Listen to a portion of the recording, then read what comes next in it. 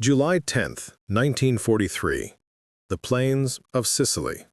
For Sergeant Frank Miller of the U.S. 2nd Armored Division, Hell on Wheels, the war felt simple.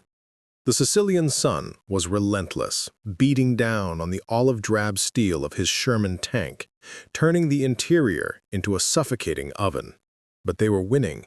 His platoon was part of a vast armored column, an industrial serpent of American-made steel winding its way through the rolling hills, pushing back a disorganized and demoralized enemy. The invasion had been a success, and in the confident mind of a 22-year-old commander, his M4 Sherman was the king of this battlefield, a loud, reliable, and seemingly invincible fortress. Ahead of him, another Sherman crested a small rise, its silhouette stark against the bright sky. And then the world ended. There was no warning, no whistle of an incoming shell.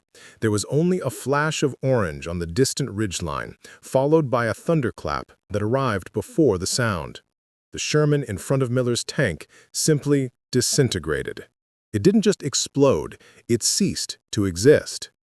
The turret, weighing over 7 tons, was blasted from its ring and cartwheeled 100 feet into the air, landing in a field with a dull, final thud. The hull was a shattered, burning pyre.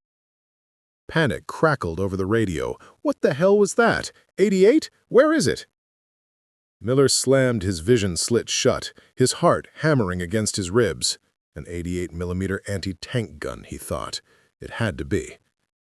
They scanned the ridgeline nearly a kilometer away, but saw nothing. No telltale dust cloud, no muzzle flash. Just the shimmering heat haze. Then it happened again. Another tank in his platoon, 200 yards to his left, was hit. The same catastrophic result. A single, unseen shot, and another Sherman was transformed into a steel coffin for its 5-man crew. This wasn't an anti-tank gun ambush. This was something else. This was a hunt. Raising his binoculars to a small crack in the armor, Miller desperately scanned the distant ridge. And then he saw it. A flicker of movement. A shape that didn't belong. It was low, wide, and brutally geometric. It was a tank, but a tank unlike any he had ever seen or trained to identify. It was a monster. A boxy, colossal behemoth with a gun that seemed impossibly long.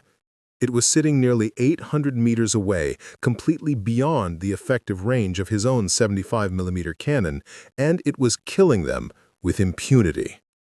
In that moment of cold, helpless terror, Sergeant Miller and the men of Hell on Wheels had become one of the first American units to meet the most legendary and feared fighting machine of the Second World War. The Panzerkampfwagen 6, the Tiger. This is the story of that legend. It's the story of a weapon so powerful it could dominate a battlefield, a machine that became a symbol of German technological superiority and struck fear into the hearts of every Allied soldier who faced it. But this is also a story of a lie, a beautiful, deadly, and ultimately fatal deception that Germany told itself. Because the same engineers who designed the Tiger knew a terrible secret. It was a flawed masterpiece, a logistical nightmare, a strategic failure that was destined to consume the very resources the Reich needed to survive. This is the story of the weapon that was supposed to win the war, and how, in the end, it only helped Germany lose it faster. The story of the Tiger begins not with a blueprint, but with a ghost. In the autumn of 1941, as the German Wehrmacht sliced its way towards Moscow, the soldiers of Operation Barbarossa believed they were invincible. Their Panzer IIIs and IVs had crushed every army they had faced. But then, emerging from the mud and snow of the Russian winter, the ghost appeared. It was the Soviet T-31, and it was a complete and utter shock to the German system. The T-31 was a revolution in tank design. Its thick, sloped armor rendered the standard 37mm and 50mm cannons of the German panzers almost completely useless. Shells would simply ricochet off its angled glacis plate with a frustrated spark. Meanwhile, its powerful 76mm main gun could tear through the thin, vertical armor of a Panzer III from a kilometer away. It was faster, it was more mobile in the mud and snow, and it was appearing in numbers that seemed impossible. The German soldiers who had been taught they were a superior race fighting a subhuman enemy were now being hunted by a superior machine. The effect on morale was catastrophic. Panic spread through the Panzer crews. This was T-31 shock. For the first time, the technological advantage that had defined Blitzkrieg was gone. The famed Panzer General Heinz Guderian, upon seeing the T-31 in action for the first time, sent a frantic report back to Berlin, stating bluntly, "Up to this point we have enjoyed tank superiority, but now the situation is reversed." Back in Germany, the High Command was in a state of disbelief and then terror. The report seemed impossible. How could the supposedly primitive Bolsheviks produce a weapon so far in advance of their own? The crisis reached all the way to the Führer himself. Adolf Hitler, a man obsessed with military technology and grand, powerful weapons, was both furious and deeply impressed. He demanded an immediate answer. He ordered German industry to create a new, unbeatable Panzerkampfwagen, a super tank that could meet the T-34 and utterly destroy it, a weapon so powerful it would restore the technological dominance of the Reich and serve as a symbol of German superiority for the entire world to see. The order was clear. Germany needed a tiger, and it needed it now. The panic of 1941 had set in motion a frantic race to build a monster, a race that would prioritize raw, intimidating power over practicality, a decision that would have profound and ultimately disastrous consequences for the German war effort. The urgent demand from the Führer for a new supertank ignited a fierce and politically charged battle within the German industrial establishment. Two of the Third Reich's most powerful and influential engineering firms, Porsche and Henschel, were pitted against each other in a high-stakes competition to design Germany's next heavy tank. Each company represented a different philosophy of engineering. Ferdinand Porsche, a personal favorite of Hitler and the famous designer of the Volkswagen Beetle, was a brilliant but unconventional innovator. He proposed a radical, futuristic design, the VK45.01P, which featured a complex and unproven gasoline-electric hybrid drive system. It was a technological gamble, a design that was theoretically brilliant but mechanically fragile. The other competitor, the firm of Henschel and Son, working with the armaments giant Krupp, took a more traditional, if massively upscaled approach. Their design, the VK45.01H, was a monster of conventional engineering. It was a wide, brutally geometric box of thick, flat steel armor, eschewing the revolutionary sloped armor of the T-34 for sheer, uncompromising thickness. To support its immense 57-ton weight, the designers incorporated a complex and sophisticated suspension system of interleaved and overlapping road wheels, the Schuchte Laufwerk. This system distributed the tank's enormous ground pressure, giving it a surprisingly good ride over rough terrain, but it would also prove to be a maintenance nightmare for crews in the field, as a single damaged inner road wheel often required the removal of multiple outer wheels to get to. But the heart of the Henschel design, the feature that would make it a legend, was its main gun. The designers made the brilliant decision to mount the single most feared and effective artillery piece in the German arsenal directly into the turret, the legendary 88mm KWK-36 cannon, a direct derivative of the infamous 88 flak gun that had terrorized Allied tanks in France and North Africa. With its incredibly high muzzle velocity and the superb quality of its Zeiss optics, the 88 could kill any Allied or Soviet tank on the battlefield from ranges of over a kilometer, long before the enemy was even close enough to fight back. It was a weapon of almost surgical lethality. In the end, practicality won out over radical innovation. During trials in front of Hitler himself, Porsche's complex hybrid drive system famously failed, overheating and breaking down. The more conventional and mechanically more reliable Henschel design was declared the winner. The order was given for mass production to begin immediately. The Panzerkampfwagen 6, Tiger, was born. It was a behemoth, a rolling fortress of steel armed with the deadliest tank gun of the war. On paper, it was the superweapon Hitler had dreamed of, a machine that sole-handedly restored Germany's technological superiority on the battlefield.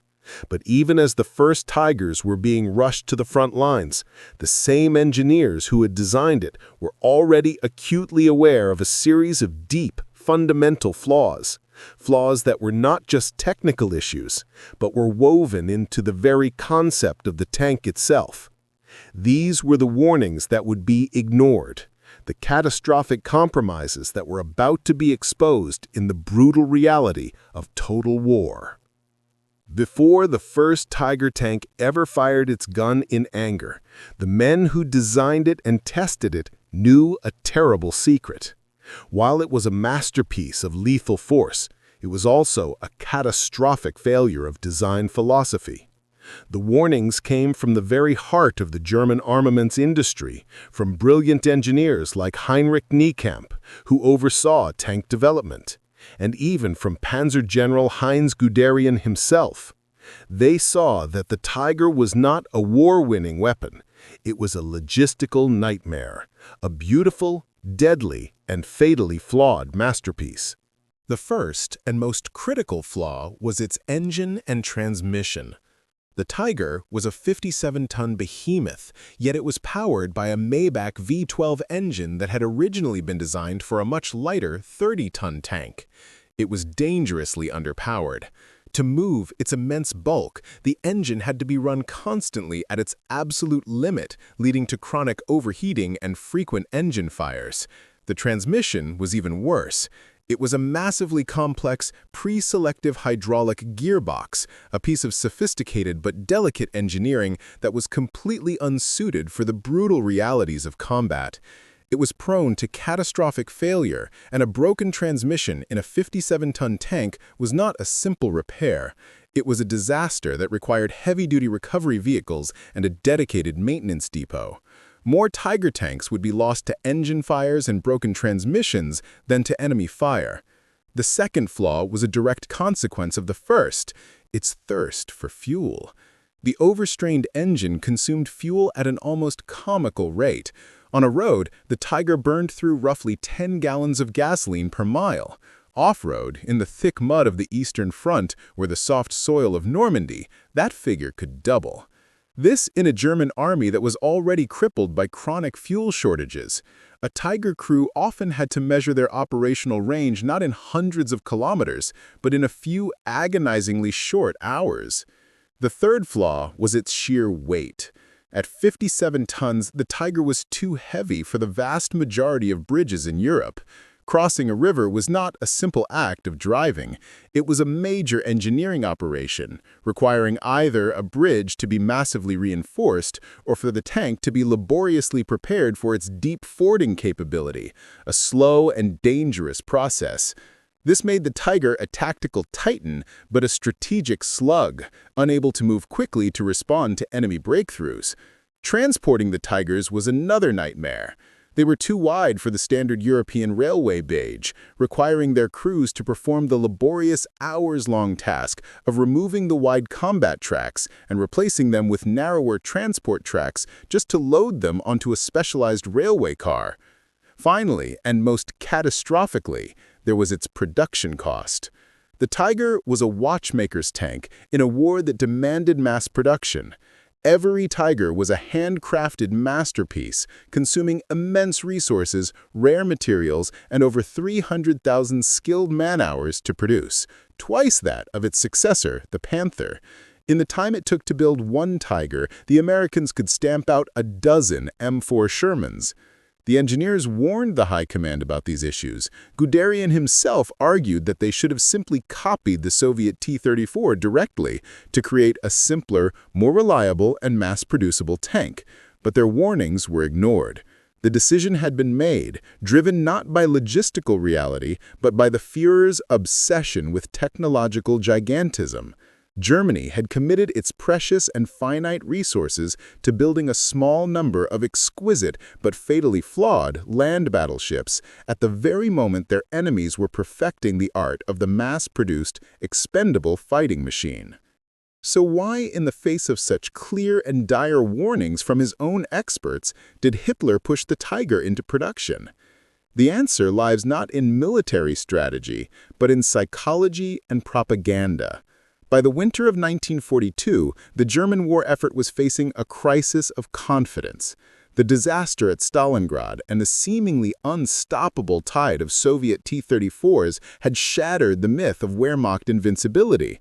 The German home front, for the first time, was beginning to doubt. In this atmosphere of growing anxiety, Adolf Hitler became infatuated with the idea of the Tiger. For him, it was more than just a tank. It was a cure for the nation's wounded pride. The Tiger was a propaganda weapon, a rolling symbol of German technological superiority. It was the physical manifestation of the master race ideology, bigger, more powerful, and seemingly more advanced than anything its enemies could produce.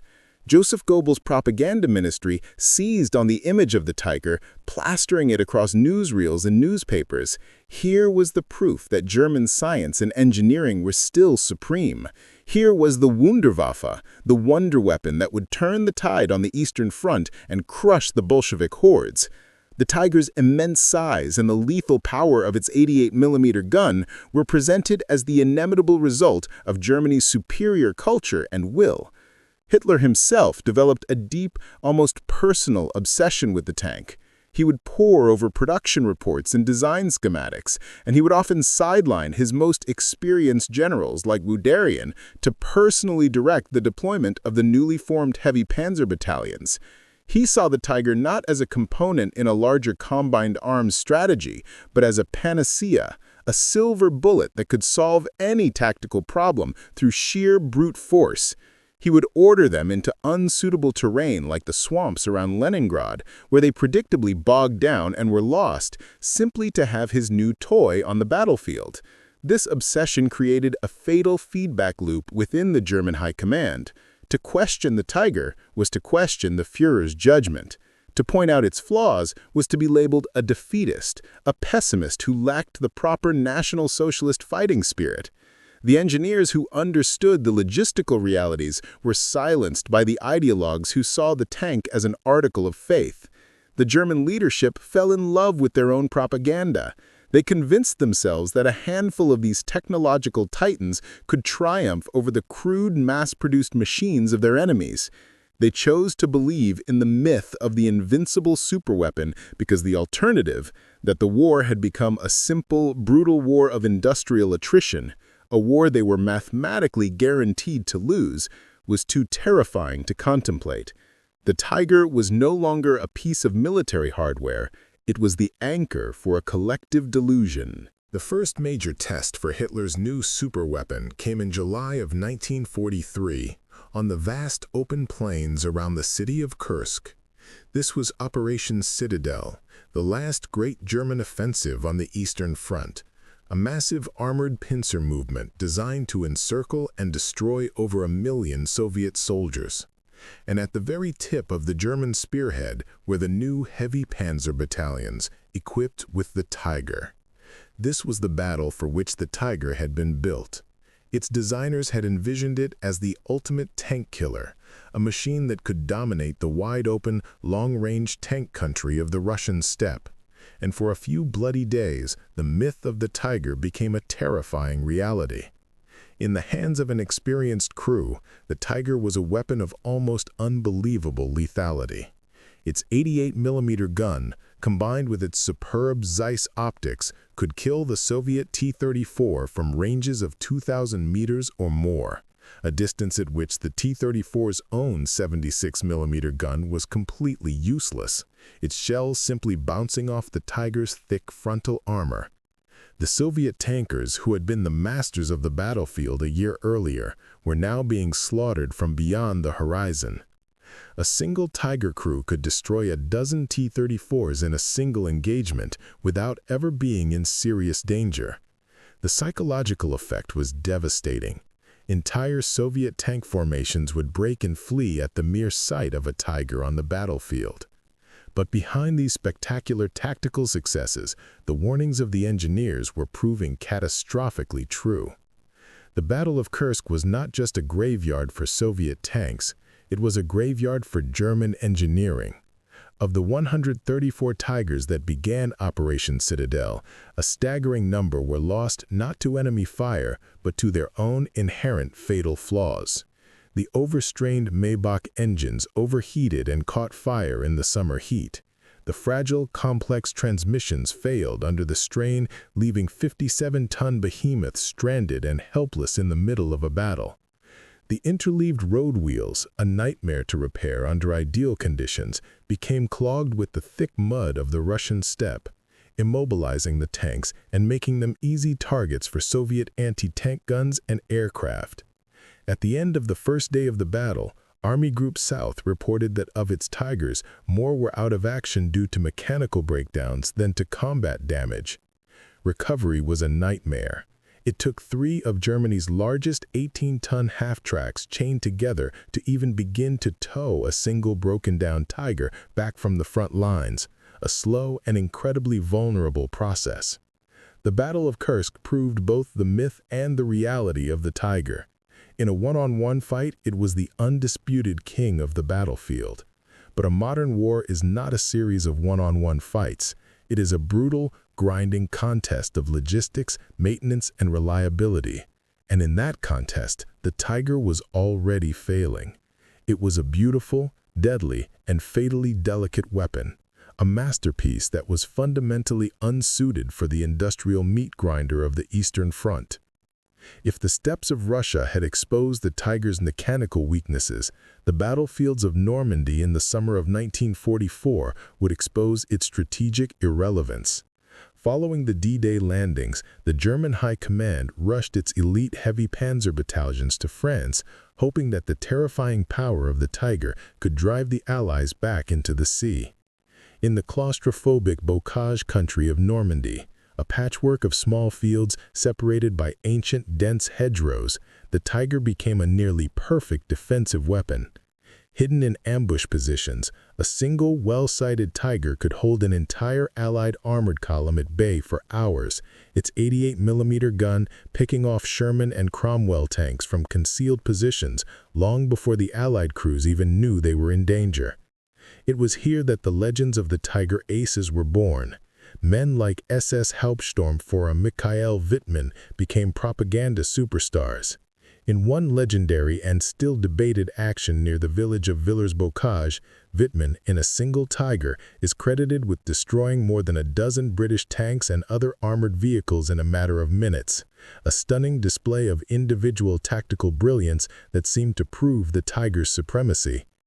German newsreels celebrated these aces, portraying them as modern-day knights, their Tigers as invincible steel dragons holding back the tide. But this was a fantasy.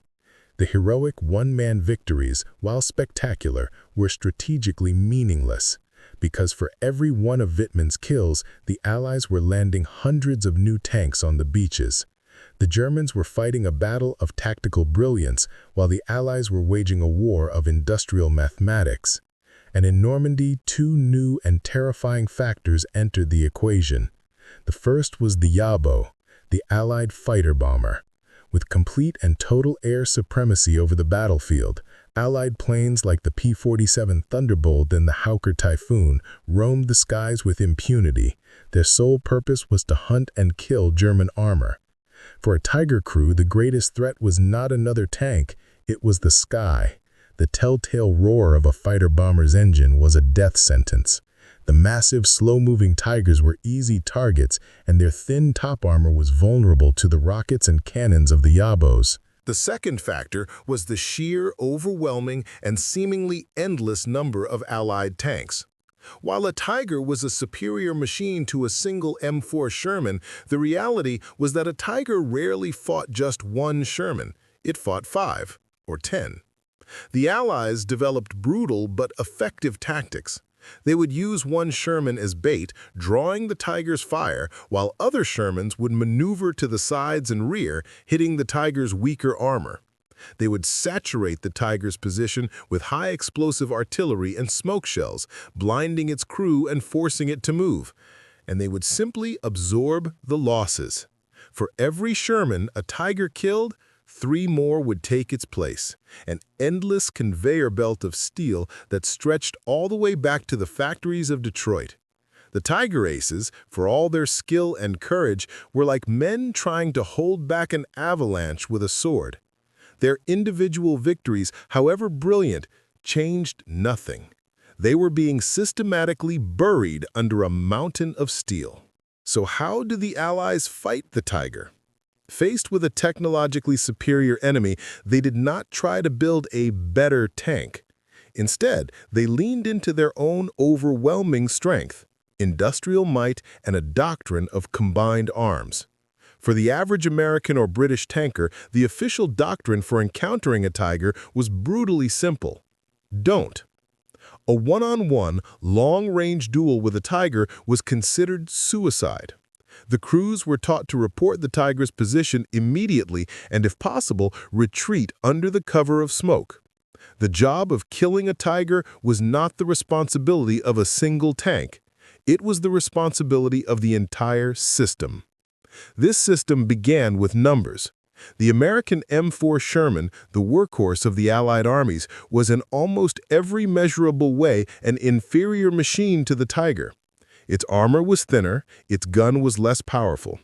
But it had 3 decisive advantages. It was reliable, it was produced in colossal numbers, and there were always 5 of them for every one Tiger.